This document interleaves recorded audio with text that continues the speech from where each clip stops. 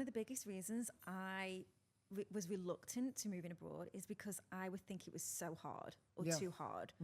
What are your thoughts around it being hard? It can be definitely very hard. I think the people who find that it's the most difficult is because they haven't done their research. They haven't learned about the culture and the country. Maybe it's a country that has a lot of administration, like Italy, for example, is notorious for red tape for immigration. Portugal can be pretty difficult as well. France is difficult as well, but as long as you give them what they need, they're actually pretty good about it, in my experience. I can't say about the U.S. because that's where I'm from.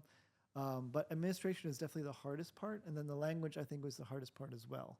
So if you can learn a language, like a lot of the people that I work with, their biggest concern is, okay, I love France and Paris. I want to live in Paris, but I'm a beginner French speaker and I am trying to get to intermediate. So what can I do? And so one of the things that I'm interested in helping people with more is actually I got a master's from Columbia University to teach English. And in that master's, I learned language acquisition, phonetics, phonology, etymology, all these things, so I can understand what's the best language learning tips, basically. And it's not going on Duolingo and just practicing with the bird every 2 hours a day.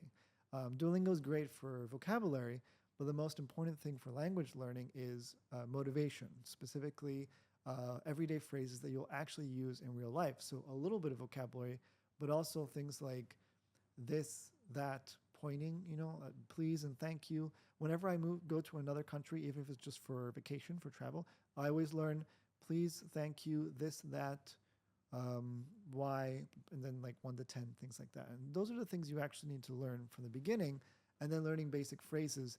If you're moving to a country, you will probably need to go to a doctor's office or to an administration somewhere. And when you do that, you're going to need to speak some of the language of their language, unless if you're in a place like Dubai where you can speak English instead of Arabic. There's so many languages here, which is great. But yeah, so the language is one of the most difficult things, and the administration is the second most difficult thing. Amazing. Thank you.